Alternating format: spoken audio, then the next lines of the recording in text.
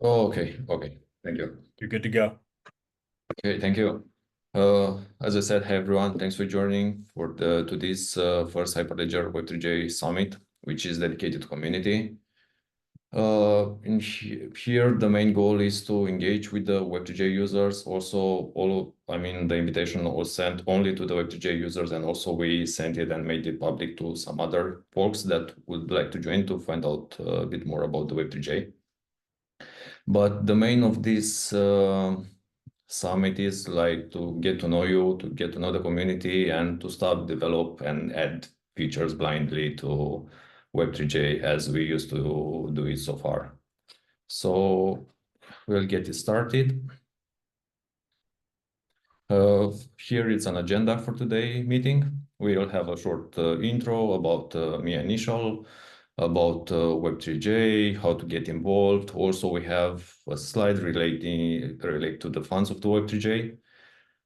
And then we'll start with the latest features. We'll present you the entire roadmap that we have for the current year. And also we'll get to the main topic of this presentation, which is the roundtable discussion. But we'll find out more once we get to it.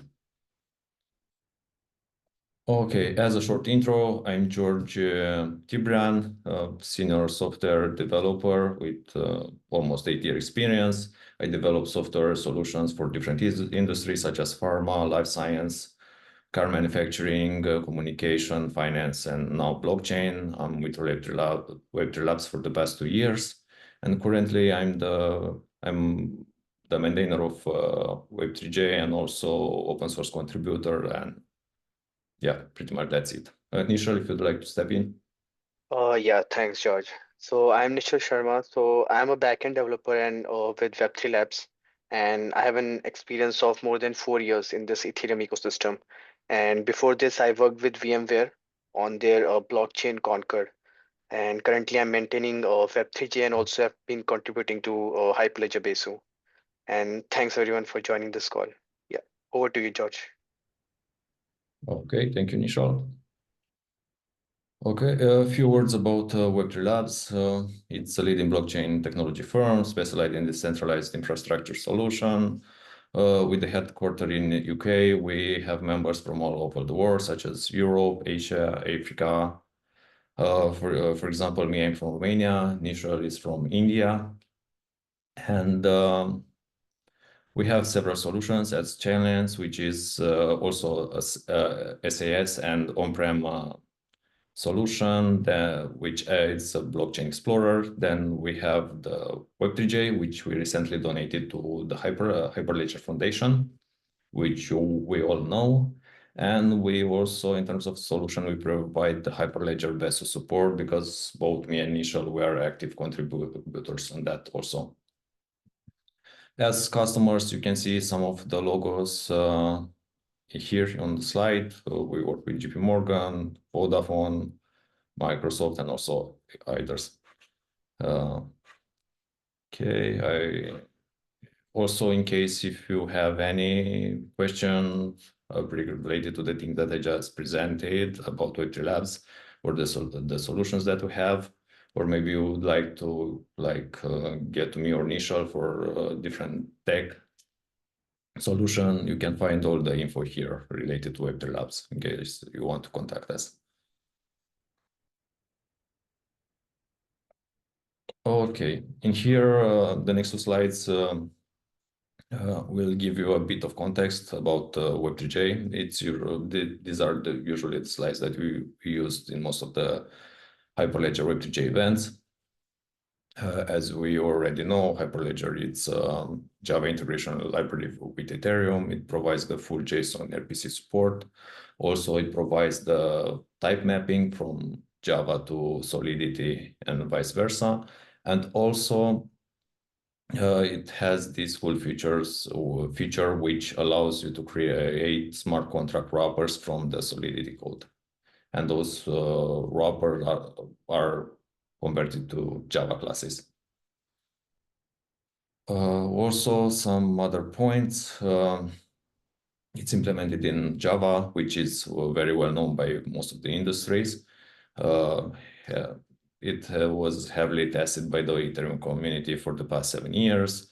The type safe mapping, I already mentioned it, and also it has some nice testing capabilities with some EVM containers that can be used behind the unit test. Also is modular, and as I mentioned before, it provides the full API support. Okay, we won't spend too much on this info because it's something that we are familiarized with. Okay, in here, I want to do a big shout out. Me and Nishal and I at the moment, we are the only maintainers of the Web3j. And to be honest, it became a bit hard only for us to be all over the place, like also to watch issues, add new features, and engage with the community and be active there. And in terms of features, like some can be small bugs, but others can be new EIPs support. And as we all know, the EIPs lately has increased in complexity. And for example, some of them can take like 1 month for the developer working full time in order to add that specific EIP support in Web3j, as example, as we did it already for the EAP 4844, that for which we provide support. And yeah, we like making an announce to everyone that would like to help us with the small bugs, future report, or anything that can like take a bit of the pressure that is on Nishal and my shoulders. And in order to do this, you have all the information here, like we have a Discord channel. Also, we have here the GitHub link to which you can submit some pull request or any other thing that like can help us to make the difference. Okay, and also we have a community established. You can join us in Web3j community contributor calls. This calls it's every 2 weeks, and you can in there you can discuss with us. You can tell us what bugs have you noticed, or maybe there are some features which are missing, or maybe there is some work that we have planned and added to our roadmap, and maybe it's not prioritized as you expected. And you can join those calls and let us know. Okay. And also in terms of sustaining Web3j, so far like Web3 Labs put it in a lot of effort to keep this library as open source since the beginning. And nowadays, we all know that it's a bit hard, like everything costs, there are salaries and other expenses for a company. And we managed somehow to get some funds, like some Ethereum grants and some other match fundings, but these are not enough to sustain the project for a very long time as open source with 2 developers. And we all know that maintaining open source in general is a bit hard, not only for the Web3j. And also here are some specific features for the specific points regarding this. But in case like your organization is willing like to help or with any like small help, it's welcome to do. And we also added here a link, a donation link. Okay. Okay, so this was all related to the intro, and now we'll get started with some features that we managed to do this year to Web3j. We presented most of them in last Web3j meetup, which was 2 weeks ago, but now we are doing just a short iteration for those who miss it. Here are the 4 main functionalities that we managed to deliver this year. First one is to provide full EAP support for the EAP 4844. You can create block transactions using Web3j, send them to the network, and also get the context that you expect out of it. Then also we recently added some enhancements for the ENS support. Nishal, would you like to give a bit of context about it? Yeah. Okay. So for EIP 4844, as you know, the proto-dank sharding, for the blob transaction, we added that support. So now you can send blob transaction, and even you can create commitments, commitment hashes, version hashes, all those things. So it might be useful for, L2 chains to use Web3j and directly send blob transactions and decode them. And the for the ENS support enhancement, we used to have resolution and reverse resolution of ENS names. But now we have added support for setting primary name directly through Web3j. So now if you want to set primary name, you can use Web3j. And then you can get the metadata for the ENS names. And also you can uh, there's one second, I need to check. Okay, yeah.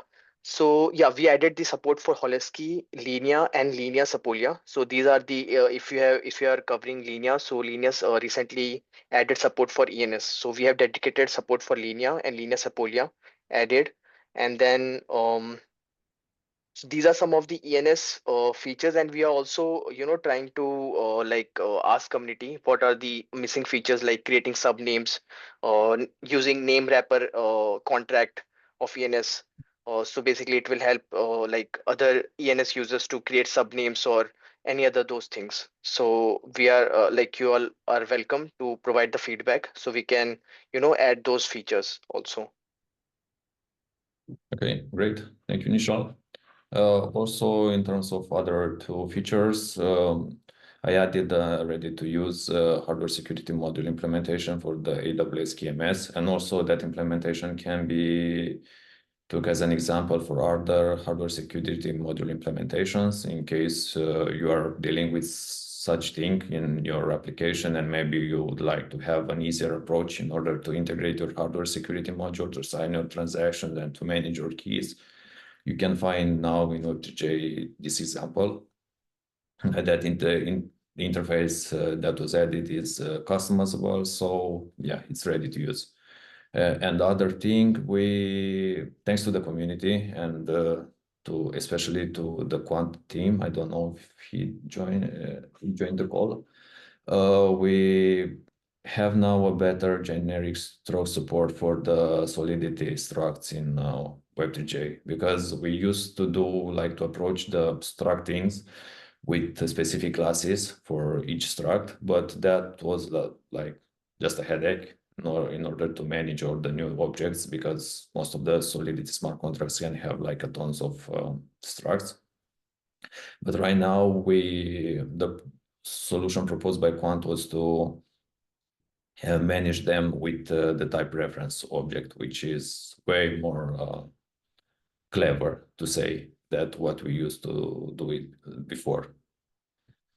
And yeah, these are the main features that were added this year, and we are looking to add some more. And for that, we'll go to the roadmap. And here is the roadmap that Nisha and I established for the Q3 2024 and Q3 2025. The roadmap is public. It's on Hyperledger Web3j wiki page.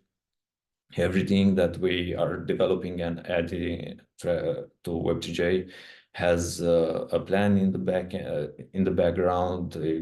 It's added to a backlog. It's watched. We try to find some endorsement for it to make sure that it will be used by the community. And here are the objectives, the main objectives that were established at the beginning at the end of Q2 2024. And these are the generic struct functionality, which was already added. We also have the account abstraction in progress to add to Web3j, but this is a bit more complex and it will take a bit of time. We estimated like maybe we'll be able to finish the implementation for it in the next 3 months. Then obviously we are trying to engage with the community, and for that we also planned to hold this first Web3j Hyperledger Ecosystem Summit, and we're looking to have a lot more. Depends how this will go. And also there are some other EAPs that we'd like to add, and to enhance some existing libraries as it is the Open API and the Web3j CLI. Also, we've been part of this current Hyperledger mentorship edition, which is getting to an end. Like, we are trying to profit of any opportunity that can help us to deliver some more work to Web3j. And the project that was proposed by us was to enhance this Web3j library and to migrate it from a Java specific library to an Android specific one, like to have both versions in parallel in order to add also support for Android. Because as you already know, since Java 8, the newer versions of Java are not that well supported in the Android ecosystem. And because of that, thanks to our mentee Sashank, we together we managed to push this forward, and right now we have the first Android modules, like Android crypto modules, the ABI modules, and also we are looking in the future to not only generate the Java wrappers, but also we are looking to generate Kotlin wrappers for the smart contracts in order to be easier to handle them in the Android. This one, it's almost done. There is still a bit of work to do in terms of documentation and testing, but we are looking for next week to to release the first libraries for the Android. Okay, and also we are looking also to we're keeping an eye on the project maintenance, because this is really important, and solving as many bugs as possible is crucial for the project. And also, I will give you a short overview on the roadmap. You can find it here. I think Sean already added the link in the chat. And in here you can see like the main objectives, and after we set it up, like a brief description and also the milestone. And in here you can see the status. Also, yeah, it seems sure that we need to go again through some of them to update their status, but everything that we'd like to know, it's in here. And also like what to expect in the future from Web3j, like for the next quarters. And also we have another table here, which are the objectives based on quarters. And yes, we are looking to stick to the plan and to get as much as possible done out of them. And I think we are also welcoming the users also to modify in any case. If any other feature is priority, then we can modify the road plan and we can discuss. Okay, so and also like feel free to speak during this event, like to unmute or maybe to write there in the chat, and please sure let me know if there is any message that I can pick up. Sure. Yeah. Okay, so that's all related to the roadmap, or maybe we can discuss it in details later. And now we're getting to the main topic and purpose of this event, which is the roundtable.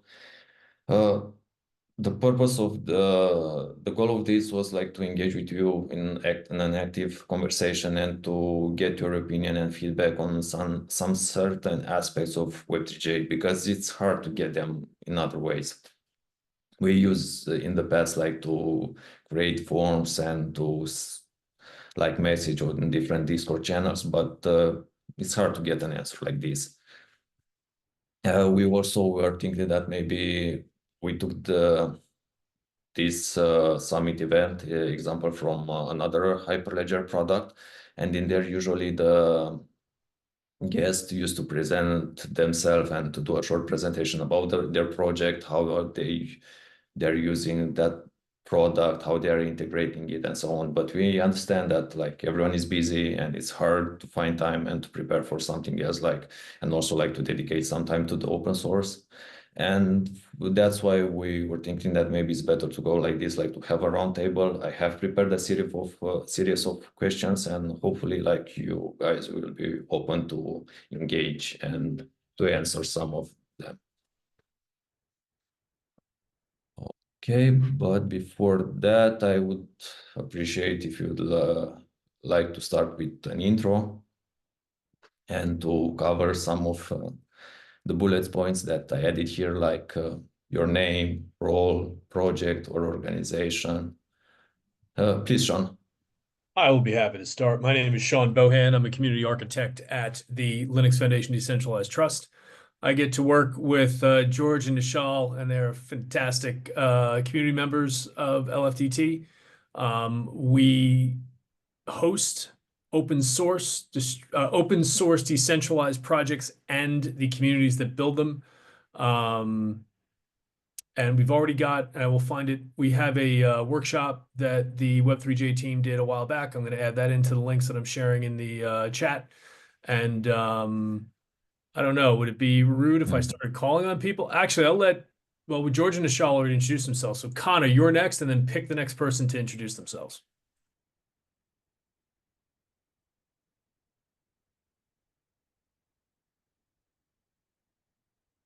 We may have lost Connor. Okay. Oh, he can't unmute. All right. Thanks, Zoom. I will actually ask, hey, Glenn Johnson, would you mind introducing yourself and where you're at and the organization you represent and why you're here?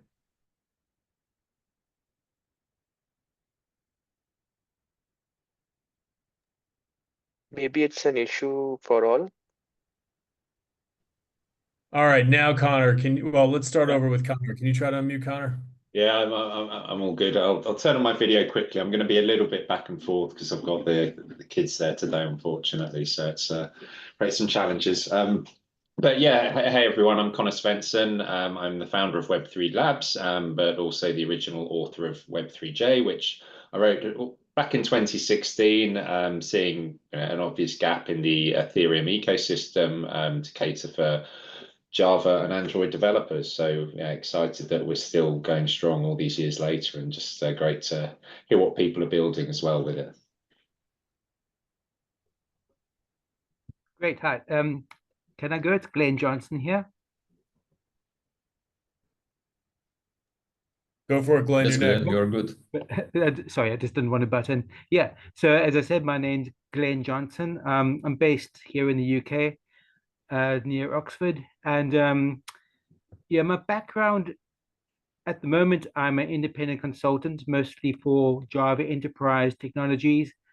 My background is mostly in fintech, in payment services, financial services, things like that. But I got introduced to blockchain by a friend of mine who's in the States actually a few years ago. Initially, I'd been told in 2014, well, this is a really flourishing area. I thought, well, blockchain is just a database. Uh, how exciting can that be? And a few years ago, I suddenly realized, wow, actually, there's a lot more to this than that. And yeah, so the blockchain space is just amazing. There's just so much going on, and I've been following Web3 Labs for quite a while, and actually had quite an interest in this specific project. I just haven't had a chance to get involved until now. So yes, briefly describe background. Yeah, so I'm still, I would say, kind of, even though I've been researching blockchain and more recent years quite a lot, I would say I'm still quite new to this area. I've still got a lot to learn, obviously. It's just, it moves so fast. Every day there's something new. And specific project I'm focused on at the moment is actually how to integrate business enterprise projects like enterprise resource planning projects into various blockchains to enhance privacy and enhance connectivity to various financial instruments on blockchain networks. How I plan to get involved is I'm hoping to get involved as a contributor. I had actually planned to do that a few months ago. I just hadn't had a chance, but now I'm hoping to get involved in more and with that, and hopefully manage to contribute some code to Web3j, because I'm also interested in also some of the projects that Kaleido is doing as well, like Firefly, and actually a new one with privacy as well. So yeah, sorry, I've spoken a lot. That's me. No, that's fine. That's fine. Great. Thank you. Thank you, Glenn. Okay, Glenn, would you like to Oh, right. summarize? Okay, how about sorry, I might get the pronunciation wrong. Fires? Fires? Is that You? Yeah. Can you hear me? Yes. Yeah, I can hear you. My name is Firas. I'm a research developer at Quant. My work mainly consists of doing research. Up until very recently, I started working on the development side, and I've used the Web3j a few times. I wish in the future to contribute to Web3j. I think you're doing an amazing job. I'm sure the whole community agrees on that. I don't have specific feedback or questions to give at the moment, since I've very recently started using Web3j, but I really hope that in the near future I'll be able to contribute. Great. Thank you, Firas. So for the next person, I'll pick Julius. Hi, can you hear me? Yeah. Yeah. Yeah, perfect. Perfect. Yeah, I'm Julius, or Julius, as you like. I work for Entity Data. It's in Germany and also some other countries, but I'm in Germany. Currently, I'm working with Web3j in a project at DZ Bank, where we digitalize some financial products in blockchain and smart contracts together with the DZ Bank colleagues.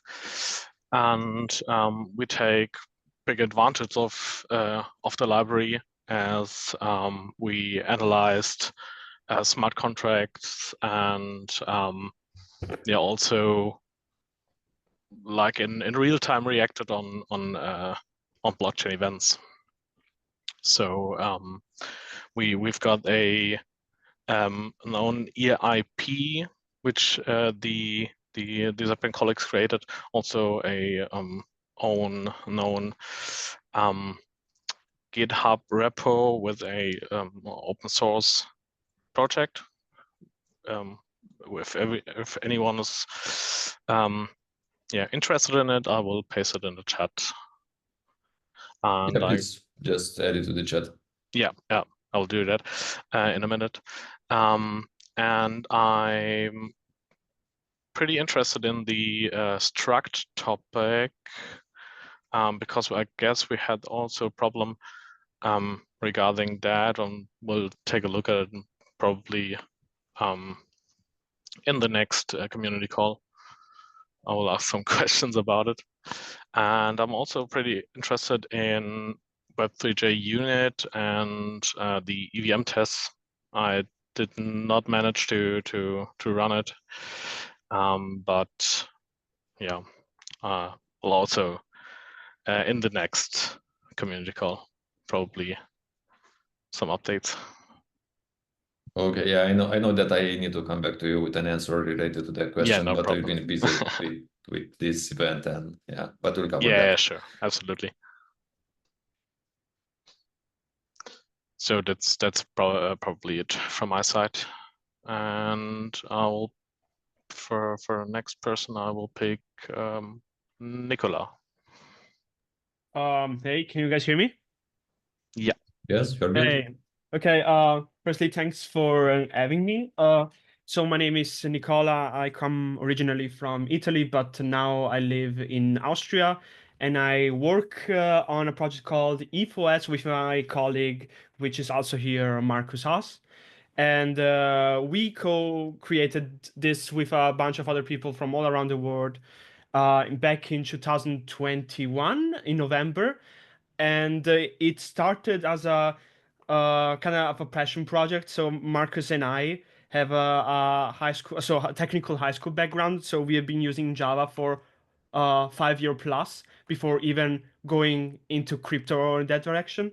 And so we started by we were building like some web application, and we were thinking, okay, how about we do a native app for it? And what we found out is that it was very, very hard, especially for newbies like us at the time, to create anything really like functional with all the tools at the time. But eventually we came across Web3j, and it was a very big helper for us because obviously working with APIs is very difficult and stuff like this. And actually, we use Web3j extensively in our stacks. Most of applications that we have on EthOS have some sort of Web3j implementation, either for sending or for doing any type of signing or whatnot. And yeah, so it was very it saved us our ass a lot of time. And yeah, so Java is a little bit the butt of the joke in developer communities because it's all undated, but I kind of find it funny that kind of where it was at the beginning of Web 2 and it's also in the beginning of Web 3, so even with all the jokes it still pushes us forward. And yeah, I think tools like that are a boon in the Android space, which we occupy. And yeah, I guess I'll send it over to Marcus. Thanks. Yeah, that was. Can you guys hear me? Yes, we can hear you. Okay. Yeah, thanks for the nice intro, Nicola. Yeah, we use Web3j extensively in all our apps and also on the OS level. So on the OS level, we have like a signing interface on the OS where any app can connect to it via system service and bind to it and then make signature requests. And we also use basically for all the signing, we use Web3j. And we basically are developing EthOS, an open source Ethereum-based mobile OS. We also basically, the company that develops this open source OS is called Freedom Factory. I'm the CEO, Nicolas the CTO, and we just released a new product, the Degen 1, which is our first hardware device. And yeah, my background in blockchain is really just interested in smart contracts and stuff like that. And also, like Nicola mentioned, heavy Java background. So Web3j was just the way to go for us. I am really a big fan of Web3j. And I actually, regarding contributing, I already contributed. I did one pull request that Nishal actually merged. So that's pretty cool. And I can only like recommend anyone here on this call to like contribute in some way, even if it's small, to Web3j, because it will not only help Web3j, it'll also be great for you. Because I like did this pull request just for ourselves because we wanted to have this feature. And then after like some months, there was like some crypto airdrop. And I got it quite like a few $1,000s just from like one pull request at Web3j, which was like, whoa. So I can only recommend pushing something there. Yeah, big fan of Web3j. Cool. I'll give it over to Hendrik Ebers. Hey, thank you. Yeah, I'm Hendrik from Germany, and I'm part of the Hyro project that is new at LFDT. I'm leading the technical steering committee for Hyro, and starting next year, I will be part of the technical advisory committee of the LFDT.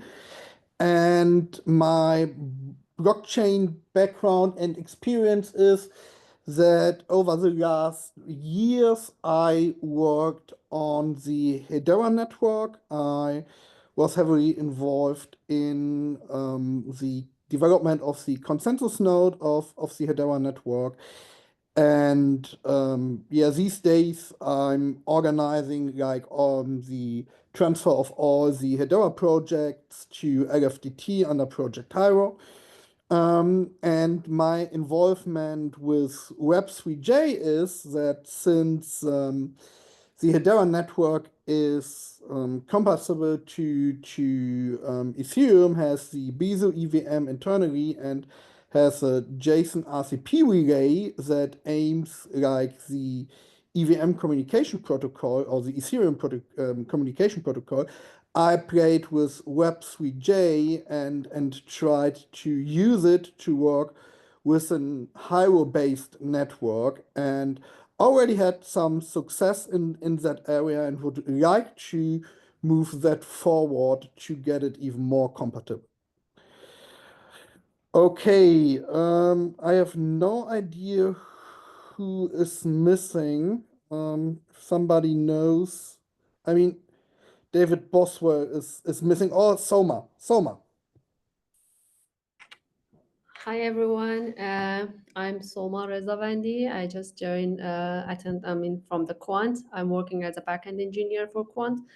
My background in blockchain is not too much. I mean, it's a couple of the years, but my previous background is most of the working as a Java developer for backend, for core banking. It's not completely,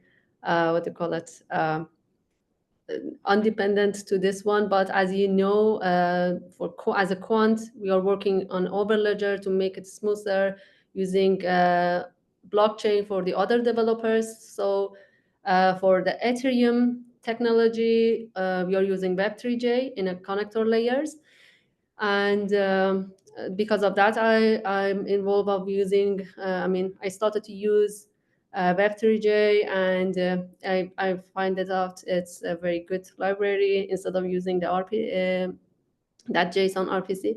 And the thing, I have some points regarding using Web3j, because if you remember, George, we helps kinda with work with what they call it, that generic struts.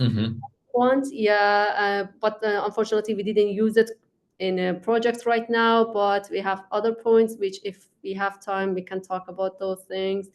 That's it, it's not a lot. Okay, thank you, Yeah. thank you. And No worries. we'll cover that as soon as possible, as soon as we get to the questions, because I try to make the questions are as detailed as possible with different points, and hopefully we'll get to cover everything. Cool. Okay, is there anyone else left?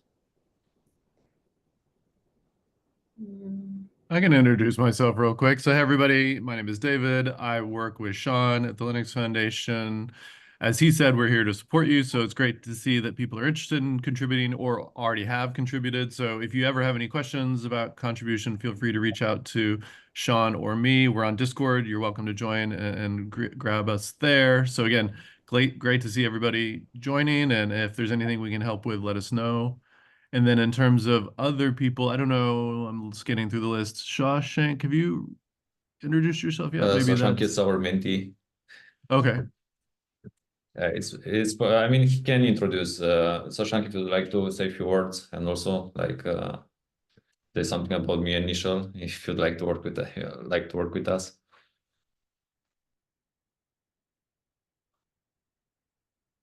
Maybe he has some difficulties to unmute himself, or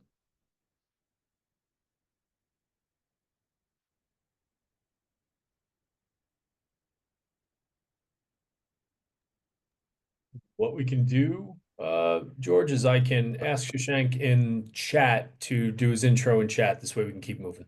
He may yeah, exactly. step away, or his better. mic might not be working. I'll let him know in chat. Yeah, and also soon everyone can thanks to Shashank about the great work that he did on the mentorship and the thing that he managed to also to migrate the Java modules to Android modules, as I mentioned previously in the presentation. Okay, so that's all with the intro. So I guess we can start our discussions with the first question.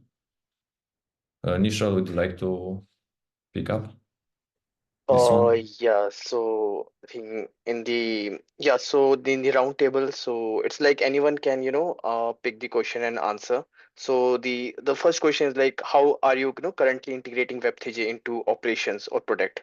I think most of you has like briefly talked about in your introduction, but if you want to, talk more about like current use cases or like the integration methods or like go a bit deep, like how you are using it, feel free to please go about it. Anyone, please. Like you don't need to like cover in depth all the points, but like just to give us an overview and to know exactly what to focus on next. And also if you have some feedback related to this. Okay, we have Marcus, please. Yeah, I'll gladly take that. So for our implementation of Web3j, we use it in our open source OS, and it's basically Android based. So we created system services, basically two, a public and a private wallet service. The public one is basically exposed to every app and where apps can make signature requests, and the private wallet service is the one actually doing the signing. And in the actual signing stuff, we use Web3j extensively. And also when we also have on our OS like light clients that people can turn it off, on and off, just like turning on and off Bluetooth. And then basically we also use Web3j there to check if the local node is running by just connecting to it using Web3j very easily. Also, I like it that the default parameter for HTTP, I think HTTP service is also like the local RPC URL, which I really like. Yeah, so APIs and interfaces, all the signing stuff. Also creating Ethereum private keys. We're also using Web3j for that. Or we used to actually in the last version, but I think when we switched to Android 14, there was a weird thing. Basically, for some reason, this key generation took like a whole minute or something, like really long. And so we ended up just writing our own code for the key generation, but still using Web3j to actually load the private key and everything like that. Okay, here just one question to don't lose this point. The key generation, are you referring to the Ethereum address key generation or which one? Like a private key generation. Yeah. I didn't look into it much further. I was just debugging what was taking so long for some reason, and it used to. I stopped at the Web3j command, and that was the reason why it was kind of slower. For some reason on Android 14, I don't know what happened, what changed. Just because I highlight any. Yeah, I mean, innovative ways. We're using Web3j is really just making signing stuff easy on mobile, because currently you have Ethereum just app-based. So, if you have a wallet in one app like MetaMask, and you have a different app that actually wants to sign stuff, you have to do like kind of weird stuff where you have to communicate with this wallet. And it used to be very shit using like Wallet Connect, where it had to take an outbound internet transaction, and it was very, very slow. And now it's a little bit better using using an intent-based model that Coinbase uses, but still it's not the same user experience of just using, the system UI to show the transaction and then signing it using Web3j in the background. Custom solutions and modifications. I did do the pull request for sign type message. So we really wanted to use that because we wanted to have that in the Web3j libraries, since also in when you use blockchain applications, a lot of times you need to do that. For example, right now Uniswap uses sign type message to do like a permit to gasless thing where you can like approve tokens gaslessly. And then yeah, so we did this modification and merged it to Web3j because we really wanted to use it with Web3j. Thanks. Okay, thank you. And yeah, really good points. And regarding that, like creating a private and public key address, so like I think feel free to like what can be the issue, because right now Shashank has done some optimization also for the dedicated Web3j Android. We can test it out internally also, like what the issue if we are facing right now in Android 15 or 14, and yeah, we'll also let you know. Awesome. Yeah, I'll check the newest version and see. Thank you.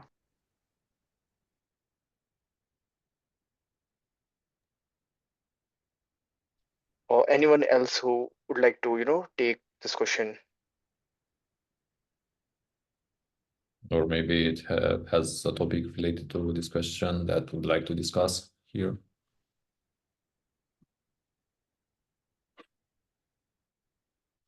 Okay, then I guess we can move on to the next question.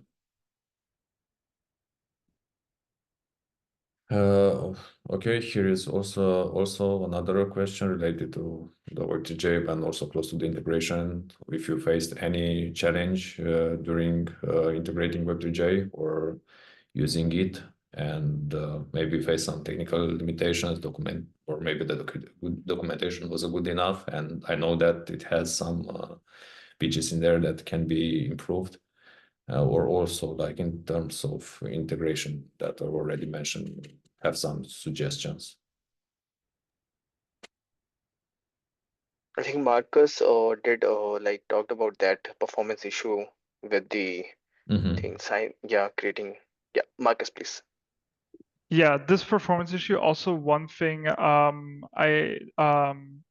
when we were adding basically Uniswap support into one of our apps where we also use Web3j,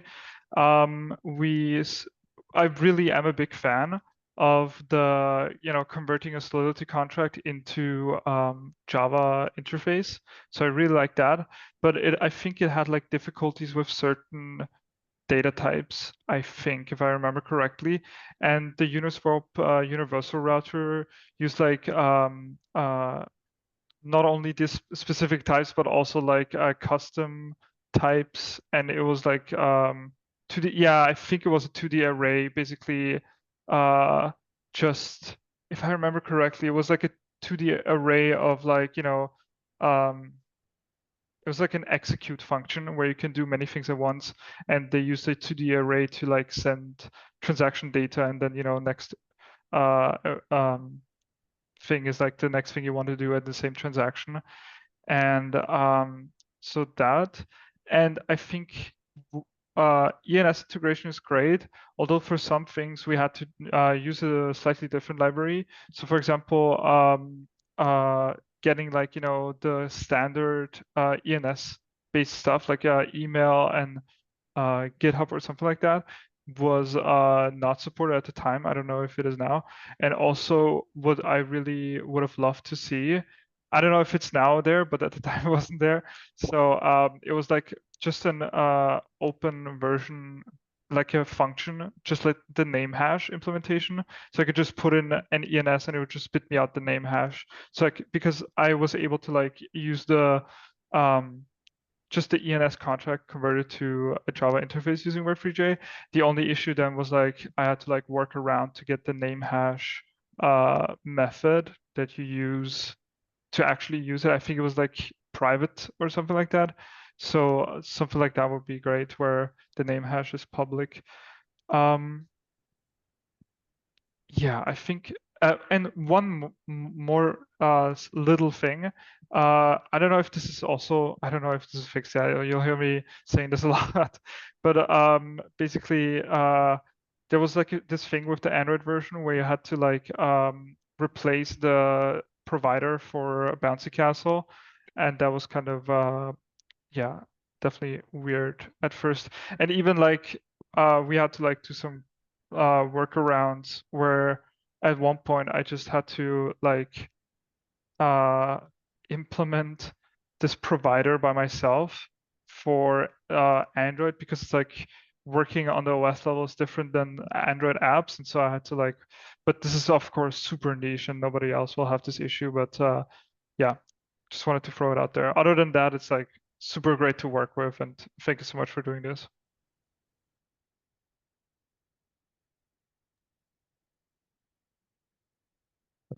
Thank you, Marcus. Let's take first Soma, and then. No, feel free, go on. I will talk after Nisha. Like I just want to add like what Marcus said. So few issues like yeah, we saw this 2D array thing.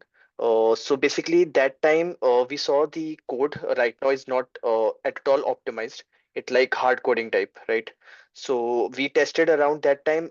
We were not facing some issue. It was with some contracts. So what we decided it to provide a generic support for multi-dimensional array.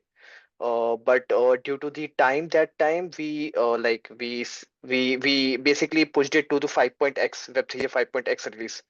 But yeah, that is something we want in Web3j multi-dimensional array support, and I think we already have that in our road plan. Yeah, we'll work on that. And for the name hash, I think we have already made it public, and it uses ANSIP 15, which is the latest from ENS team, and that should fix the other issue. Yeah. Soma, please. Thanks. One of my points is exactly what Marcus says. It was about functional calling via smart. I mean, for a smart contract. One of the things, it's not a challenge, but I found that maybe not easy, if especially in our application, we are supporting many networks in a meantime for the Ethereum. So.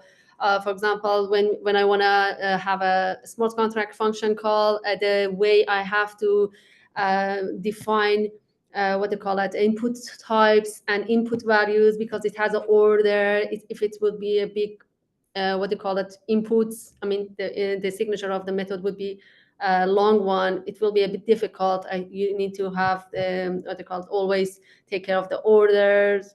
I'm not saying it's not good, but I'm saying if in some case it's make it complicated. This is one of my points, and the other one was exactly about the custom types. If I wanted to use another type which you are not supporting it, it's one of the difficulties. I have to change everything to what type you are supporting it. The other thing is it's just suggestion. I'm not sure if it would be doable for you or not. For example, we are just relying on the exception handling, which you are returning it to us. I'm not sure, do you have any wrappers on the node exceptions, which is coming, sometimes for the exact same scenario, we have a different messages, which for some networks, it's not so clear. But the scenario and what do you call it, the process is same. We know what is the expectation, but for example, for the other developers, which they are not so involved, they are not so deep into the detail of that network. It's not very, what they call it, obvious or clear, the messages. So it's just suggestion. I don't know how maybe you can have a wrapper on top of that. And yeah, regardless that one, I think we are happy to using Web3j as well. And I think this year we had a good communication with you guys, and you helped us. We just raised that dynamic structs, and you helped us with that PR. I mean, that was a good experience. Hope if we find something we can help, we continue this one as well. Yeah. That's it from Quant, I think, as far as I remember. Okay, thank you. And great to let us know all these things. Yeah, in terms of generic method support, definitely what we have right now, it's far from the coding principle in order to have that long signature for the function. But the thing for which we have it like this, and is because there are different EVM networks, and also this is related to the exception. And that's why even internally in Web3j, you can see that we are throwing like exception class. We are not throwing custom exceptions. We try to customize this with the latest implementations, but it's hard to make an exception that would fit for all the EVM networks. But definitely these are really good points, and we can try to prioritize them and to add them to the roadmap. Yeah, thank you so much. Thanks. Okay, Julius? Yeah, one point regarding events and the ETH log flowable. We're currently using, or we're currently reacting on events automatically with the ETH log flowable, and then work around with getting the non-indexed parameters from how's it called? I'm just looking at the code from via the function return decoder. It's pretty complicated and not that or not complicated, but it's kind of a workaround. Probably you could add something like a wrapper for as a wrapper for the other Solidity classes for the event parameters. That would be great, I guess. Definitely, a really good point. Please, Nishal. Yeah, so actually recently even I had to, work with events, and event decoding is a bit of, complex right now because we need to mention all the type decoders and those things. So yeah, I think this is a very good point. And we will prioritize this to make it much more simpler. So we can, get all the non-indexed event parameters. Yeah, thank you, Julius, for that point. Yeah, no problem. Okay, is anyone else that would like to join this conversation on this question, or we can move on? Oh, and regarding events, probably something like not only the live observation or the last or with the starting block, but also saying like from block 5 to 100, I would get all the events or all the information. I'm not quite sure if this is possible without creator workarounds. No, I don't think we support that at the moment. But I guess it could be nice for some use cases. Okay. So to watch events per blocks, right? Yeah, right. Block ranges, okay. Block range, something like that, yeah. Okay. I'm just taking notes to make sure that we don't miss anything after this call. Okay. And anyone else? Christian. Yeah, so I just have like questions for all, like how often are you using the function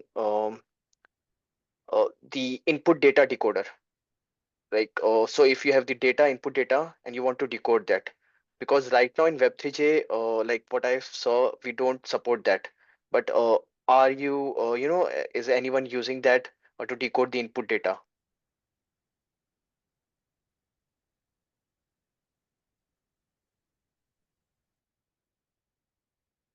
Please, Marcus. Yes, we are using that, but it's it's not a huge issue that you guys don't support it yet. We just went with a different library to decode events and stuff like that. So like which library are you using? I'm not sure anymore. Either I think it's called Headlong. Headlog, okay. Yeah. Yeah, so this is also like what I'm planning is we should have a support title in Web3j for decoding the input data. Yeah.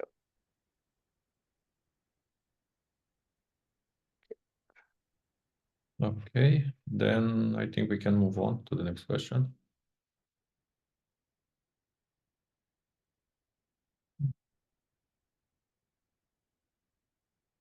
Here, regarding this, I mean, you already mentioned that you are using Web3j, why you are using it, but is there anything else to add to this regarding the benefits that you see in your blockchain development process? And except that the things and the limitation that you mentioned previously, what other things could be added in order to make it better?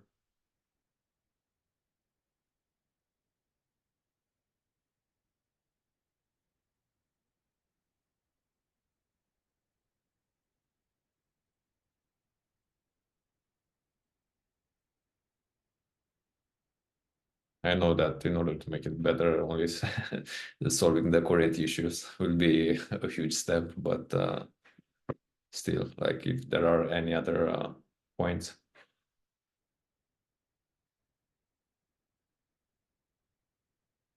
Please, Marcus. Yeah, I mean, really, Web3j has really positively affected our products by making it super simple and easy to do, you know, any type of blockchain interactions very quickly. And we are super, you know, proud to say that it like for sure, you know, increased our development by so much by already having a great foundation to, you know, building on top of Android and then taking Web3j and integrating that is really helping us like a lot. So I just want to say thank you. Yeah. Thank you also. Anyone else, anything to add, or we can switch to the next question? Okay. Twice. Next. How we, like me and Ishal, are we are currently the team of the Hyperledger Web3j, and if you have any points in order to like increase the support or be closer to you. Also, like as I mentioned on the getting info slide, is sometimes it's hard for us. Like also our mentee got the chance only to interact with him only 30 minutes a day for the past months in order to get his job done, because like we are busy from all the directions with all the futures, bugs and messages that are waiting. But if there is something else that maybe we can do, or maybe you are using another approach in your organization in order to engage with the community or to be closer with the other developers, please let us know and give us some tips.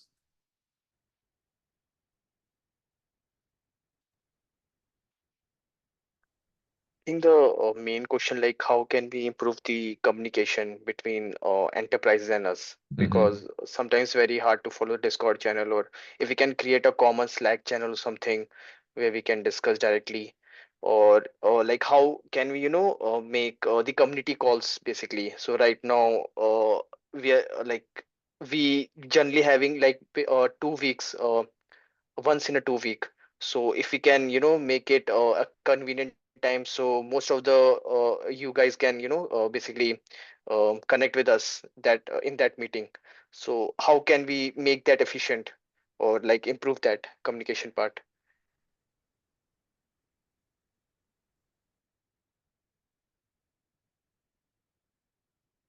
Yeah, Marcus, please. I think a great idea is just outlining which channel is like preferred, because I know also on Discord we get so many messages and I can't keep up a lot of times. And if I think one of the things that you guys do very well is like scanning for GitHub issues. And so if you just say like, oh, if you have an issue and you want an improvement, just create this issue, and then we can chat about it in this issue. And if it needs some more private, communication, then I think a Telegram chat is great, or maybe creating like a Discord thread that is like open, between people. And I think it's already pretty good. Yeah. In terms of Discord, we have like all the Hyperledger products are common to the Linux Decentralized Foundation Discord main channel. But in that channel, there are some sub channels specific to each project. Like for example, as this for Besu, for Web3j. But I know that it's a bit hard even for us some of the times to get to our channel because we need to scroll down to all those. But there is an option in Discord in case you are not interested in a channel, you can hide it in a sub channel, and like this you can remain in there with Web3j. But also regarding to Telegram, maybe it's a good option to set up a Telegram channel for our community too, because it will be easier to follow and you don't have to do the scroll or to get all the notification from the Linux Decentralized Trust main channel. Okay. To be fair, I'm also Write this not good. down. Sorry. Yeah, I should have Please. put my hand up. Sorry. To be fair, I'm also very bad at following telegrams. So I'm just bad at following chats. But yeah, I think, yeah. Sorry. Oh, great. Anyone else?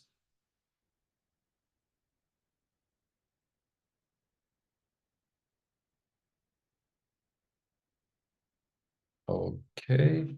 So going further. Oh, just one more point, Please. like how many of you will be interested in, adding that Telegram channel? Like, will it be going to increase the productivity?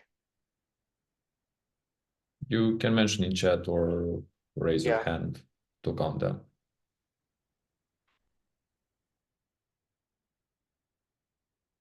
yeah, Marcus. Yeah.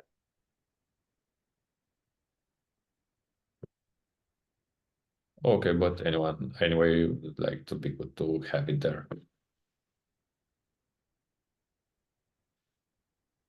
Okay, Nishar, would you like to pick this one? Yeah, so I think when we are planning roadmap, so we basically discuss like what are the new features we want, right? With the future, like there is new EIPs coming. So, like, are there any additional features or enhancements you would like to see in Web3, Hyperledger Web3? Okay, so beside from like the current issue and bugs which we are facing, there are specific EIPs which we should be looking for, or which should be, the first priority for us to get involved. So please, like, if anyone wants to, take this question. Like, what are the new features or EIP we should always be looking for, and that should be, available in Web3j?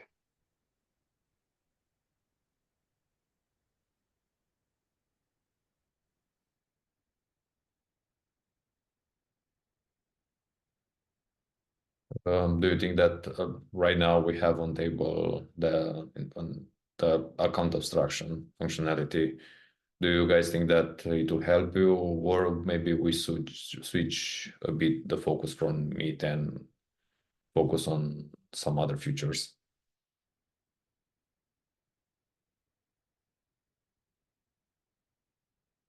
Please, Marcus.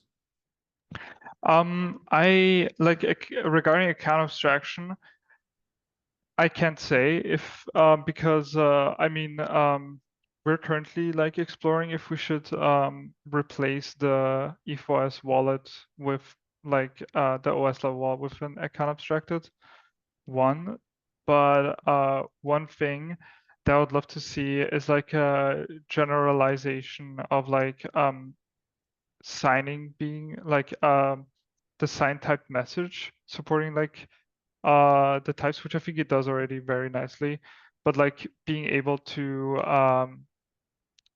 support the current dApps and stuff like that, where you can like so yeah, as I mentioned before, the things basically like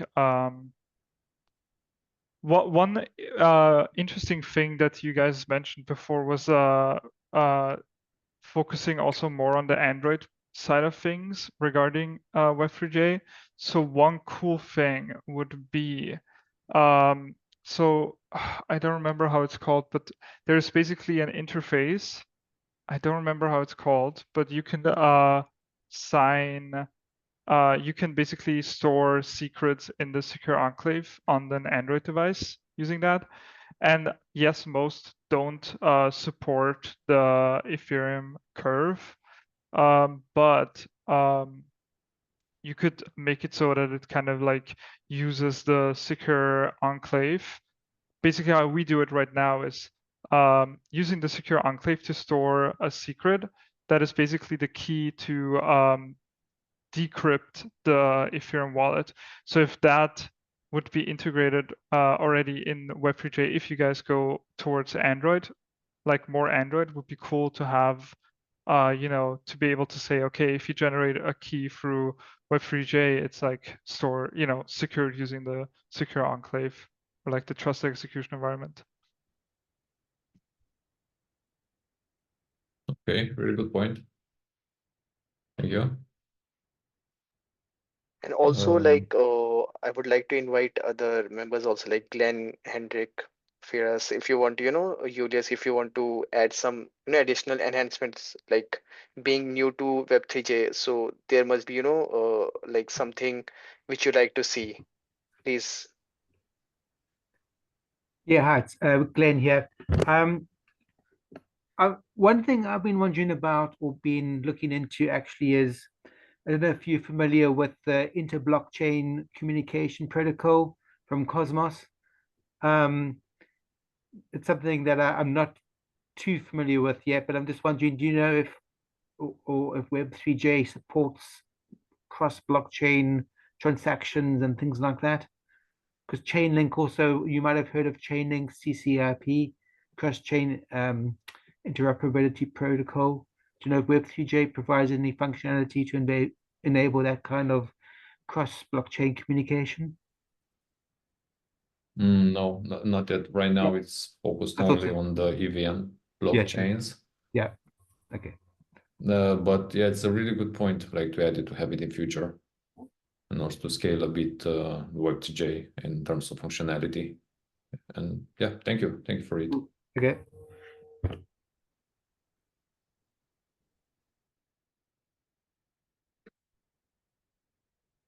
Okay. Anyone else?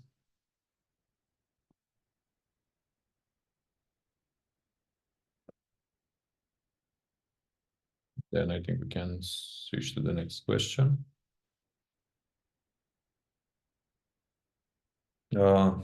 As we went through all these points and all these questions, and we covered so many great ideas, and what is the expected outcome of this Web3j Summit? And also, like, I mean, I really enjoyed it so far, and also, like, we are already 17 minutes past the time. And what would you like to be the key takeaways and the goals and also the directions of these summits in future? And also if you would like to participate again to a similar event.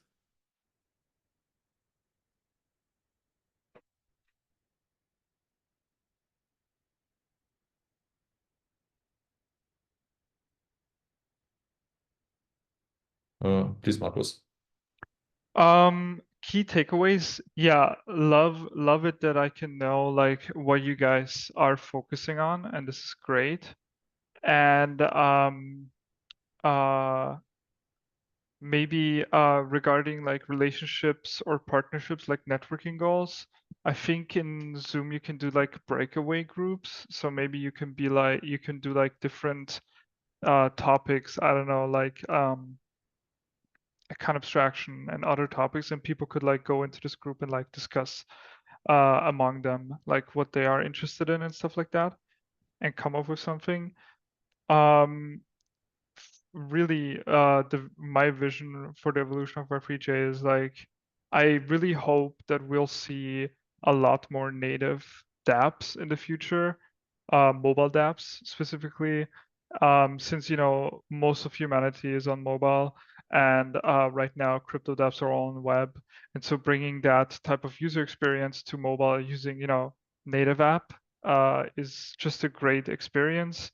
And I think part of that vision is also having Web3j be the main, API that people will use. And actually also like for our, we have like a wallet SDK so that app developers can interact with our OS level wallet very easily.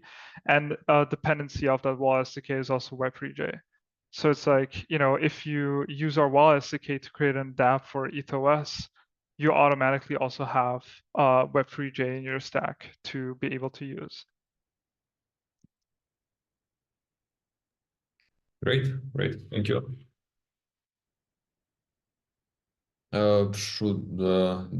Please, Julius.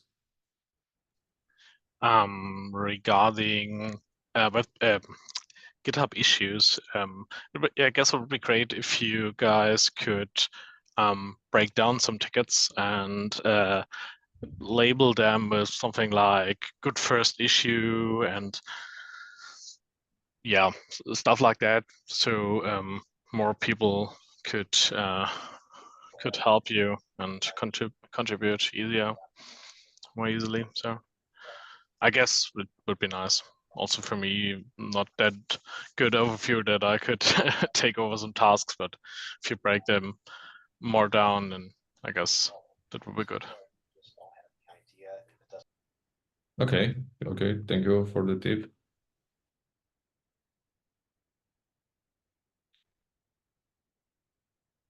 Any other suggestions related to these events that maybe we can improve in the future? For example, something that we didn't really like during this event that maybe we can change in the next one.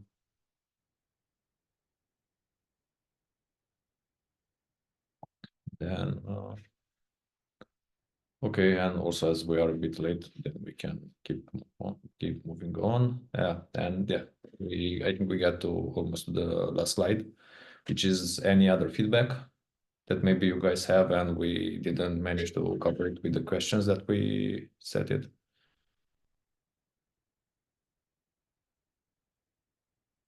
Okay, thank you, Julius.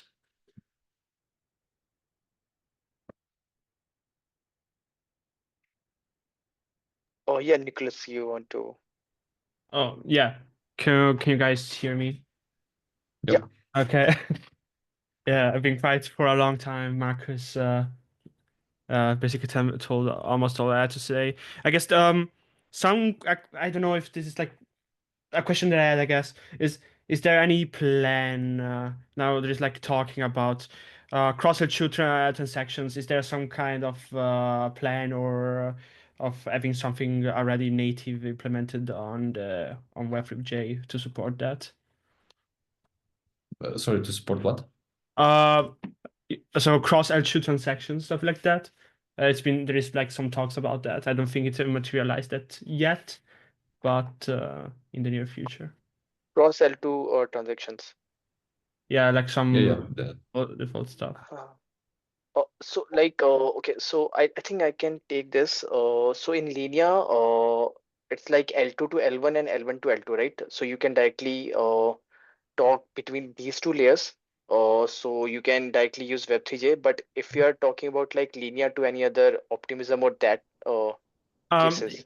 Yeah, maybe I've explained myself wrongly. Basically, not that long, maybe like this week, like 3 or 4 days ago, Vitalik posted a post regarding future of wallets and UX, and something that he mentioned was allowing for some type of interface that lets you specify an address and then on which network that address is. So to like basically kind of remove the need to having to switch the networks beforehand and stuff like that. So you specify in the address itself on which network it is to streamline the transaction. Okay, mainly to add support directly in Web3j to figure out the network based on the address. Oh yeah. So something along the line. Or is there any EIP already or some protocol? So we can definitely look into that. Is there any specification? Yeah, I'm looking at it right now. I can pass it over when I find it. I think that will be a inter blockchain communication and inter L2 communications. Yeah, this is something we can really look into. Yeah. Can I? Okay, I think I found it.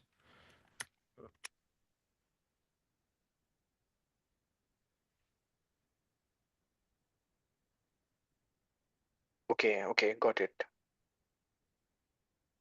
Okay, so look into this.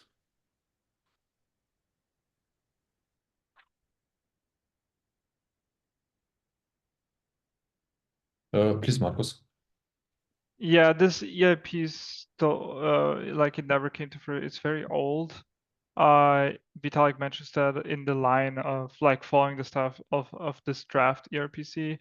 There's also like this EIP for cross-chain intents, but this is just like I think this can be done. It uses struct here apparently to probably some contract address on an L2, and I assume if you guys on Web3j support struct, you can like easily build on top of that.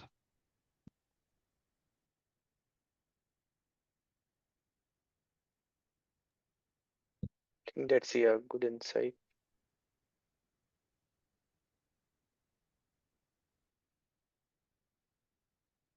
Okay. Any other points? Because we are already late, and we'll try to wrap up.